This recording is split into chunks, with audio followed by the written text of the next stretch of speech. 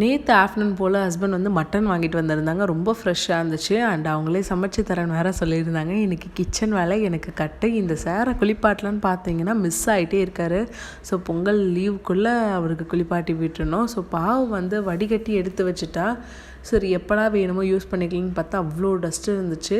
And இன்றைக்கி kitchen ஃபுல்லாக எங்கள் ஹஸ்பண்ட் தான் ஹேண்டில் பண்ணிகிட்டு இருந்தார். நான் கொஞ்சம் வீடை க்ளீன் பண்ணுறது அந்த மாதிரி ஒர்க்லாம் பண்ணிகிட்டு இருந்தேன். பாப்பாவை நான் வச்சுட்டு இருந்தேன்.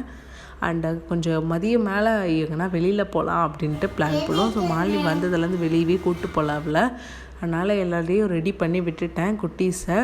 அண்ட் கிளம்புறதுக்கு ஒரு 6-5 கிட்ட ஆயிடுச்சு. கோயிலுக்கு தான் போகலான்ட்டு பிளான் பண்ணோம். ஸோ ஒரு 4 கிலோமீட்டர்ஸில் சிவன் கோயில் இருக்குது. சூப்பராக இருக்கும். நல்லா பாசிட்டிவ் வைப்பாக இருந்துச்சு. அண்ட் சைலண்ட்டாக இருந்துச்சு. கூட்டமும் அவ்வளோவா பெருசாக இல்லை. அதனால் நல்லா ப்ரே பண்ணிவிட்டு வந்தோம்.